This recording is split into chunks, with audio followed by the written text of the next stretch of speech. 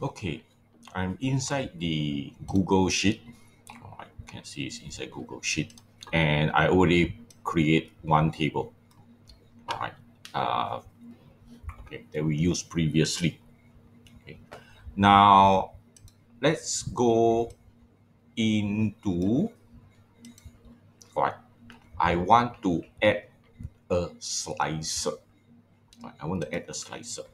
Okay, so here is my slicer over here. Okay, you can see both of them. You can customize or so forth. Okay, right now let's say, okay, gonna select a column and type.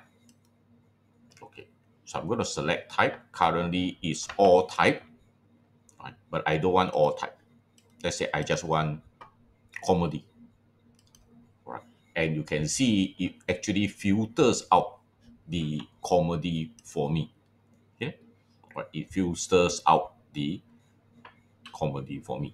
All right. So I don't have to change this table. The table still look the same. All right. The table still looks exactly the same, but the data has been sliced out. All right. It is still there. All right. Don't worry. The data is still there. You can get it back again. All right. You can just clear everything out. All right. See, the data are still there. It's hidden. All right. So this is a very neat little tool that you can actually use.